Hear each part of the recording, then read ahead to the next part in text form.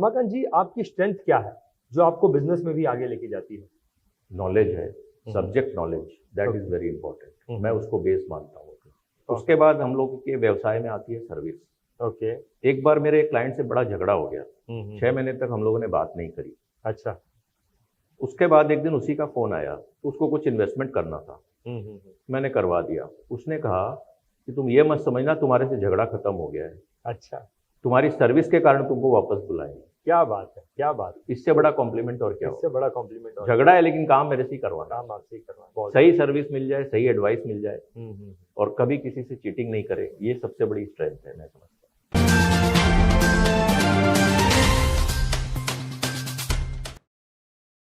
नमस्कार, VITV एक nationalised web based channel है। ए रोड टू सक्सेस ये एपिसोड एक कामयाब फाइनेंशियल एडवाइजर की कामयाबी के रहस्य को बताता है। आज के हमारे जो गेस्ट हैं, इनका नाम मिस्टर रमाकांत महावर है। रमाकांत जी कलकत्ता के एक बहुत ही प्रसिद्ध फाइनेंशियल एडवाइजर हैं। रमाकांत जी की खासियत यह है कि इनकी सोशल मीडिया पर बहुत अच्छी पकड़ है। हर दिन ये सोशल मीडिया की मदद से करीबन 25,000 लोगों को टच करते हैं। तो चलिए मिलते हैं मिस्टर रमाकांत महावर जी से और उनसे उनकी कामयाबी के रहस्यों को जानते हैं। रमाकांत जी, मैं आपका ए रोड टू सक्सेस के आज के एपिसोड में बहुत बहुत स्वागत करता हूं। धन्यवाद। रमाकांत जी, सबसे पहले तो मैं आपसे ये जानना चाहूंगा कि काम की शुरुआत आपने कब की और LIC के प्रोफेशन में या फाइनेंशियल एडवाइजरी के बिजनेस में आप कब और कैसे आए? इस प्रश्न का जवाब देने के पहले हाँ जी, मैं बताना चाहूँगा अपने बैकग्राउंड के बारे में। ओके। कि I was born in a business family. हमारे पिताजी बिजनेस करते थे और हमारे 4 बड़े भाई हैं। अच्छा। जो पिताजी को उनके बिजनेस में मदद भी करते थे। मैं बहुत छोटा था उस समय। उन्होंने चाहा कि मैं पढ़ लिख कर कोई बहुत अच्छा जॉब करूं। ओके। तो ये बात बहुत पुरानी है, बहुत बचपन वाली बात बता रहा हूं मैं। 1985 में मैंने BCom ऑनर्स कंप्लीट किया। उसके बाद मैंने LLB और कॉस्ट अकाउंटेंसी भी करी।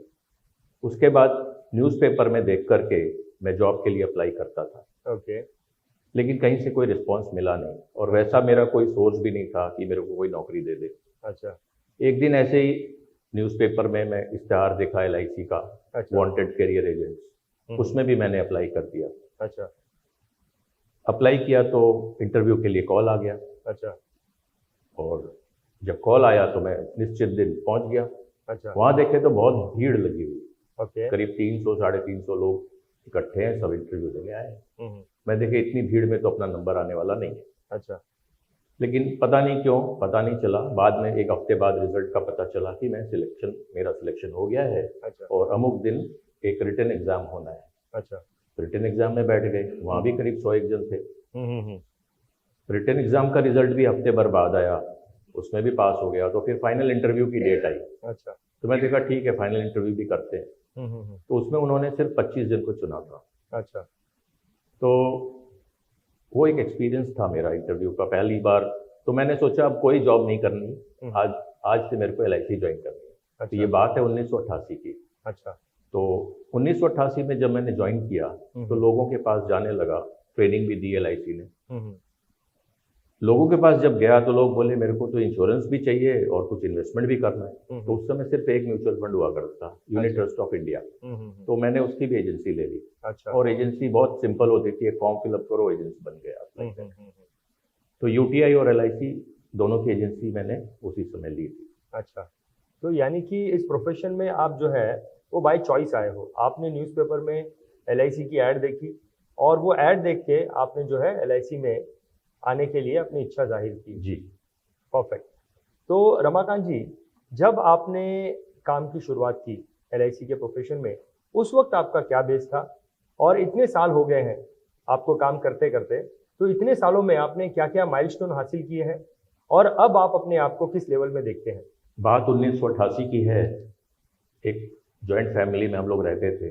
ओके। उसमें घर में एक ही टेलीफोन हुआ करता था, घुमा के नंबर मिलाते थे हम लोग। जैसा ट्रेनिंग में मैंने सीखा था, सुबह सुबह सबको कॉल करो। अच्छा। तो 10 से 20, कभी 10, 15, 20 लोगों को मैं कॉल करता था। उसमें से अपॉइंटमेंट लेने की कोशिश करता था। ओके। कुछ लोग शुरू में ही नकार देते थे, कुछ लोग बोलते चल ठीक है बात करेंगे, या कुछ आगे की डेट बता देते। तो इस तरह ये चलता रहा। और ये नहीं कि जिन लोगों ने मेरे को बुलाया है सब लोग बिजनेस करवाएंगे मेरे से, ऐसा नहीं था। अच्छा। कुछ लोग सिर्फ बात करके मन टालना चाहते थे या उनको नहीं जरूरत थी, लेकिन कुछ लोगों ने मेरे को सहयोग किया। अच्छा। उसमें हमारे मित्र जो हैं या और भी जितने जान पहचान वाले लोग थे उन्होंने सहयोग किया। अच्छा। तो ये जर्नी वहाँ से शुरू हुई। ओके। और 1 साल काम करने के बाद मैंने देखा कि मैंने साल भर में 9,600 रुपये कमाए। अच्छा। ओके। जो कि कुछ भी नहीं थे। बराबर। हमारे जो साथी जो हमारे साथ पढ़ते थे, फ्रेंड्स लोग थे, अच्छा, उनकी जॉब लगी थी 5,000 रुपये महीने की। अच्छा। तो किसी को बताने में भी बड़ा संकोच होता था कि मैं साल में 9,600 रुपये कमाया हूँ। अच्छा। लेकिन घर वाले भी खुश नहीं थे कि इतना पढ़ लिख कर ये इंश्योरेंस का काम ये तो कोई भी कर सकता है। क्लास 10 पास का लड़का भी इंश्योरेंस की एजेंसी लेके काम करता है। लेकिन मेरा ये था कि मैं अगर नॉलेजेबल हूँ और सब्जेक्ट नॉलेज पे मेरी पकड़ है तो मेरे को कोई हरा नहीं सकता। बराबर। और मैं अपने आप को उन एजेंट से बेहतर मानता था और कॉस्ट अकाउंटेंट भी था। तो कॉस्ट एफिशिएंट पॉलिसी मैंने शुरू दिन से लोगों को दी। कम से कम प्रीमियम में ज़्यादा से ज़्यादा कवरेज कैसे दी जाए, ये मैंने शुरू से लोगों को बताया और उसमें मैं कामयाब भी हुआ। ओके। आज उसी का नतीजा है कि आज 31-32 साल बाद भी अपने पैरों पे खड़ा हूँ और आज के दिन आई एम वेरी हैप्पी। जितना एफर्ट मैं डालता हूँ उसका रिटर्न मेरे को मिल रहा है। Perfect, perfect, perfect. तो बेस के नाम पर आपके पास में एक दूरदृष्टि थी, आपको अंदाजा था कि आप इस बिजनेस में कितना आगे तक जा सकते हैं, इस बिजनेस की ताकत कितनी है। तो आपने इस पीरियड में आपने क्या क्या माइलस्टोन हासिल किए हैं, हम उसके बारे में भी जानना चाहेंगे। बहुत सारे माइलस्टोन हैं। ओके। इंश्योरेंस की लैंग्वेज में नहीं बात करूंगा, मैं कॉमन आदमी की भाषा में बात करूंगा। ओके। ओके। बहुत लोगों से मेरा मिलना जुलना हुआ और बहुत बड़ा बेस बना। इतना बड़ा बेस बना कि मैं कभी कल्पना भी नहीं कर सकता था इतने लोगों के साथ में जुड़ जाऊंगा। अच्छा। और आज जैसे सोशल मीडिया है, सोशल मीडिया आने के बाद कुछ ज़्यादा इसमें वो हुआ, बेनिफिट हुआ मेरे को और मेरा झुकाव भी इस तरफ रहा। अच्छा। तो जितनी भी सोशल मीडिया हैं उनके थ्रू मेरे को काफ़ी फ्रेंड्स भी बने। परफेक्ट। और आज के दिन सोशल मीडिया से ही मेरा सारा बिजनेस चल रहा है देखा जाए। ओके। पहले जो मैं टेलीफोन करके अपॉइंटमेंट लेता था अब नहीं लेना पड़ता। तो ये एक बहुत बड़ी उपलब्धि है। मैं क्लाइंट को कोई प्रोडक्ट नहीं बताने जाता। क्लाइंट को पता है कि मैं क्या काम करता हूँ तो दे कॉल मी। ओके। वो बुलाते हैं। परफेक्ट। उनको पता है कि मैं इंश्योरेंस करता हूँ, उनको पता है मैं म्यूचुअल फंड करता हूँ, तो अकॉर्डिंगली दे कॉल मी।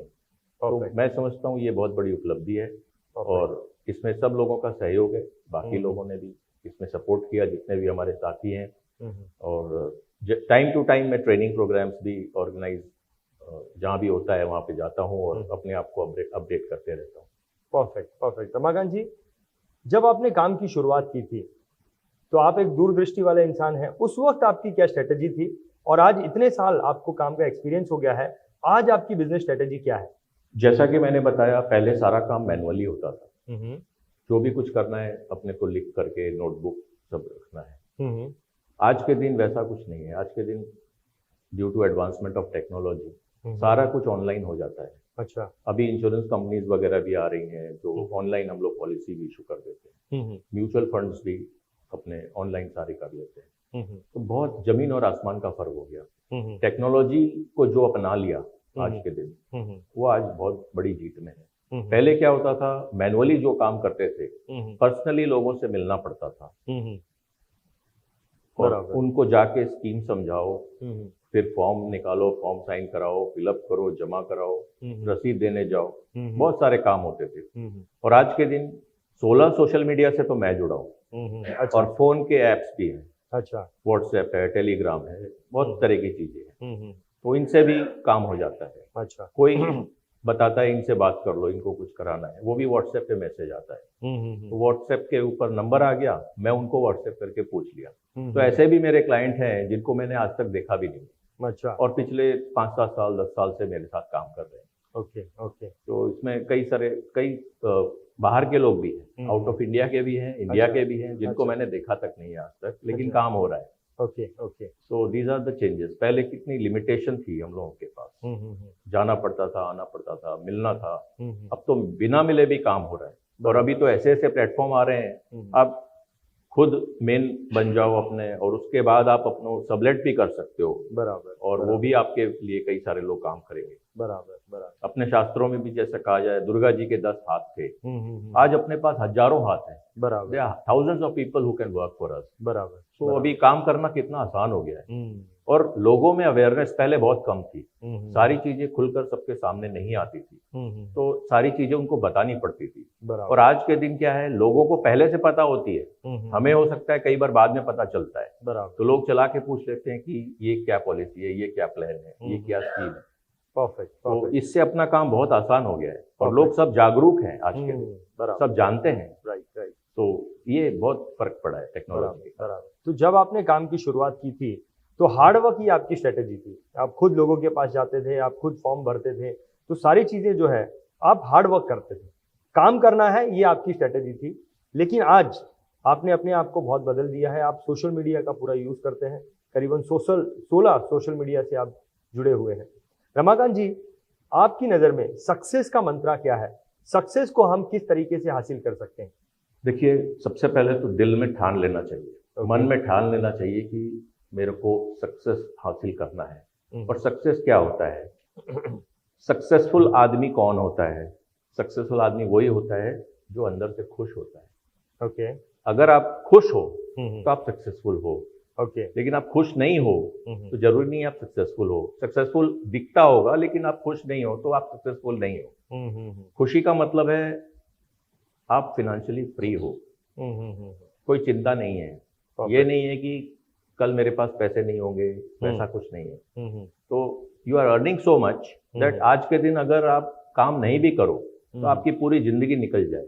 बराबर। आपके परिवार, आप नहीं हो तो भी वो पल जाए।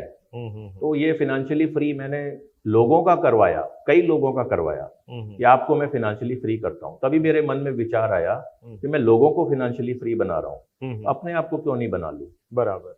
तो उनके साथ साथ मैं भी फिनेंशियली फ्री हो गया हूँ आज के दिन। ओके। और मौज करता हूँ, देखा जाए तो। क्या बात है। और लोगों को भी मौज करवाता हूँ। मतलब people should be happy, simple, उसी को बोलते हैं सक्सेसफुल। परफेक्ट। काम करो, ईमानदारी से करो। You have to be honest to your profession. कभी किसी को गलत एडवाइस नहीं करनी। ओके।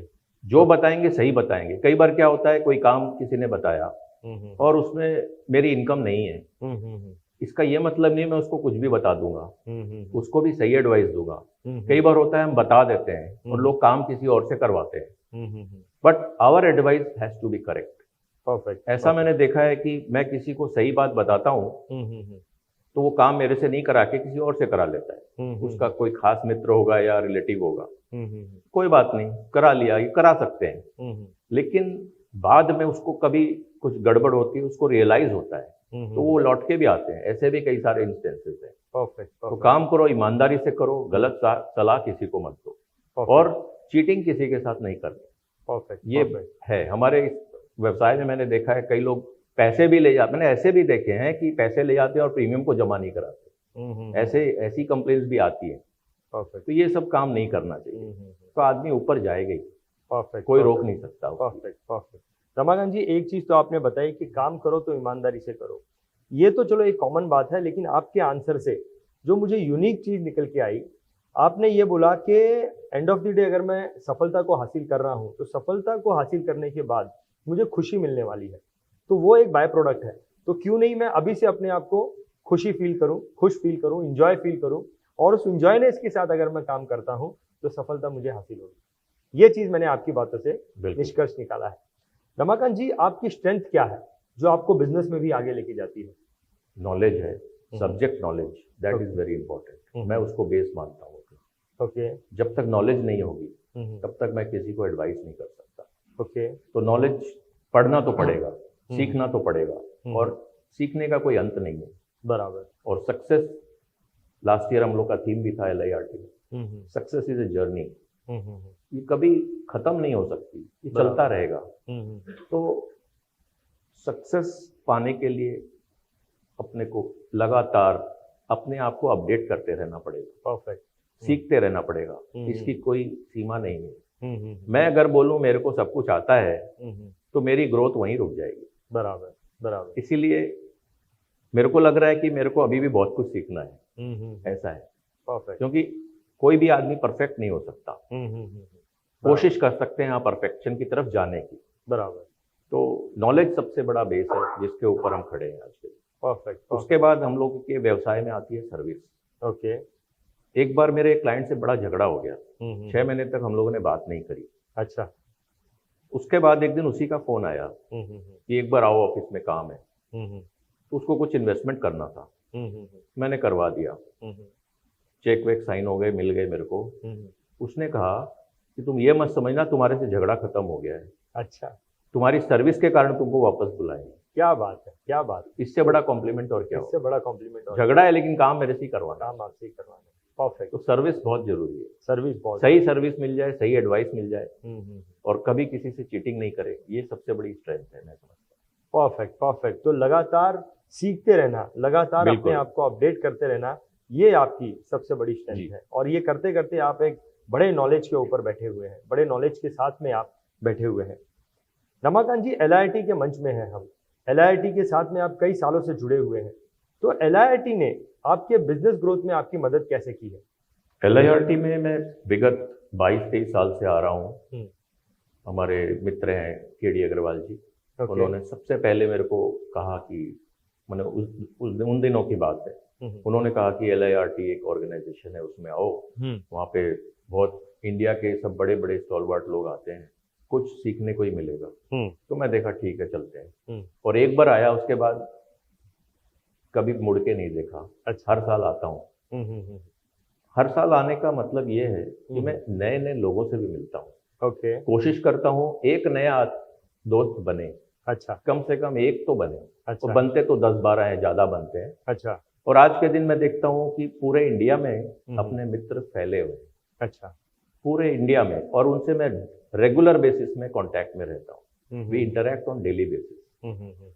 LIRT में जो मेन मंच के ऊपर हम सीखते हैं, मेन प्लेटफॉर्म पे जो सीखते हैं, वो तो सीखते ही हैं, लेकिन उससे ज्यादा हम लोग सीखते हैं आपस में इंटरैक्ट करके। अच्छा, इंटरैक्शंस हमारे देर रात तक भी चलते हैं, अच्छा, और खत्म नहीं होते। एक बार मेरे को याद है, कोयम्बटूर में हम लोग रेलवे स्टेशन पे बैठे थे। अच्छा, वहाँ हमारे एक मित्र हैं मिस्टर उदगिरी, ओके, ट्रेन छूटने वाली है लेकिन नहीं, लास्ट मोमेंट तक भी वो बैठे रहे, अच्छा, सजेशन देते रहे। अच्छा, इतनी अच्छी बात, नहीं तो अरे ट्रेन छूट रही है भाई, अरे ट्रेन जल्दी, कोई दिक्कत नहीं है, ये कंप्लीट करना है। ऐसी ऐसी बात होती है। अच्छा, और फिर LIRT हम लोगों को क्या सिखाएगी? हाँ हाँ हाँ, हमारे अंदर कितनी ताकत है LIRT से सीखने की, that is more important. Perfect. LIRT तो एक मंच है, प्लेटफॉर्म है, जो हम लोग सारे मिलते हैं और एक जगह इकट्ठे होते हैं, आपस में विचारों का आदान प्रदान करते हैं। सारा कुछ होता है, लेकिन अगर आपके अंदर इच्छा नहीं है सीखने की, तो LIRT क्या करेगी? परफेक्ट। तो it is as how much we can extract from LIRT। Perfect perfect. तो आपकी बातों से मैंने ये निष्कर्ष निकाला कि LIRT जो है वो नॉलेज का समुंदर है। बिल्कुल, ये हमारे ऊपर है कि हम कितना जो नॉलेज है LIRT से निकाल सकते हैं। इसके अलावा जितने भी स्पीकर्स को चुना जाता है इस मंच पे बोलने के लिए, उनसे काफी कुछ सीखने मिलता है। ओके। और समुद्र है ये, परफेक्ट। उनके उस समुद्र में से अगर एक लोटा पानी भी मिल जाए ना, तो मजा आ जाता है। क्या बात। और मिलता ही है, ऐसा नहीं कि नहीं मिलता है। लोटे की बात कर रहा हूं मैं, लेकिन हम लोग बाल्टी भर भर के ले जाते हैं। क्या बात। और उसी को अपने पूरे साल काम में लगाते हैं। काम में लगाते। तो इस तरह काम होता है। तो लर्निंग बहुत जरूरी है। Perfect perfect. रमाकांत जी, किसी भी बिजनेस की ग्रोथ की सबसे बड़ी वजह होती है उसकी कंसिस्टेंसी, लेकिन यही वो चीज है जिसमें ज्यादातर लोग चूक जाते हैं। तो आपके हिसाब से कंसिस्टेंसी बनाए रखने का क्या राज है? देखिए, एक छोटा सा उदाहरण दूंगा मैं। एक पौधा मैं खरीद के लेके आया बाजार से। ओके। उस पौधे को मैंने अपने घर के इस साइड में लगा दिया। कुछ दिन बाद, हफ्ते 10 दिन बाद, मेरे को लगा नहीं यहाँ ठीक नहीं है, वहाँ ठीक रहेगा। मैं उसको वहां से उखाड़ता हूँ, वहां लगा देता हूँ। ओके। फिर महीना भर बाद मेरे को लगता है नहीं वहां से अच्छा वहां रहेगा, तो मैं उसकी पोजीशन फिर चेंज कर देता हूँ। ओके। तो वो पौधा अपनी जड़ पकड़ नहीं पाता, जमीन बराबर। पकड़ नहीं पाता। बराबर। और जब तक वो जड़ को नहीं पकड़ पाएगा तब तक उसमें नए पत्ते, नई डालें नहीं निकलेंगी। बराबर। तो उसको जड़ पकड़ ले, हम्म। जितनी जल्दी पकड़ ले उतना अच्छा। हम्म। उसके लिए उसको एक जगह बने रहना है। अगर मैंने यहाँ लगाया तो वो यहीं लगा रहे, यहीं लगा रहेगा तो जड़ फैलेगी नीचे और ऊपर भी उसकी टहनियाँ निकलेंगी, नए नए बराबर। पत्ते निकलेंगे और वो फल भी जल्दी देगा। और पोजीशन चेंज करते रहेंगे तो फल नहीं मिलता है। बराबर। बराबर। ऐसे ही अपने प्रोफेशन में भी है। आप एक काम करते हो, आपको उसी काम में लगे रहना पड़ेगा। बराबर। कंसिस्टेंसी, परसिस्टेंसी बहुत जरूरी है। लगे रहो मुन्ना भाई, बराबर। उस काम को करना ही है। एक हथौड़ा मार के हम पत्थर तोड़ नहीं सकते, बराबर। 10 बार मारेंगे तो भी नहीं टूटा। जब 20वीं चोट लगती है ना तो वो टूट जाता है। बराबर। इसका ये मतलब नहीं कि बाकी के 19 बार हमारे खाली गए। कंटिन्यूअसली एक जगह हैमरिंग करते गए तो वो पत्थर टूट गया। परफेक्ट। परफेक्ट। तो लोग जानते हैं कि आप इस व्यवसाय में हो, आप बीमा का व्यवसाय करते हो या म्यूचुअल फंड का करते हो और आप उसमें परमानेंट हो। लोग ये नहीं कि अरे आप भी आजकल क्या कर रहे हो, ऐसा नहीं। काम तो अपना वही है। बराबर। तो कंसिस्टेंसी बहुत जरूरी है, परफेक्ट। तभी अपने को इसमें कामयाबी मिलती है। परफेक्ट। परफेक्ट रमाकांत जी, आपने कंसिस्टेंसी के महत्व को पेड़ के एग्जाम्पल से और वो पत्थर के एग्जाम्पल से बहुत ही अच्छे तरीके से बताया। आपके ये दोनों एग्जाम्पल से ये चीज़ जो है दिमाग में एकदम फिट बैठ जाती है। रमाकांत जी, आपकी बातें और आपने जो स्टोरी बताई वो बहुत ही मोटिवेशन से भरी है। आपकी बातें, आपकी स्टोरी अगर हमारे व्यूवर्स की ज़िंदगी में कुछ परिवर्तन लाती है तो वो हमारे लिए एक बहुत बड़ी कामयाबी हुई। रमाकांत जी, आपने अपना समय दिया, आपने अपनी सक्सेस स्टोरी, आपने अपने सीक्रेट्स हमारे साथ में शेयर किए, इसके लिए आपका बहुत बहुत धन्यवाद। थैंक यू सर, धन्यवाद। वेलकम। तो ये थी सक्सेस स्टोरी हमारे आज के गेस्ट मिस्टर रमाकांत महावर जी की। ए रोड टू सक्सेस के आज के एपिसोड में बहुत ही जल्द एक नए गेस्ट के साथ आपसे मुलाकात होगी। तब तक के लिए अलविदा। अगर आपको ये वीडियो पसंद आया तो इसे लाइक करें और साथ ही में इस चैनल को सब्सक्राइब करें और नोटिफिकेशन के लिए बेल आइकन पर भी क्लिक करें।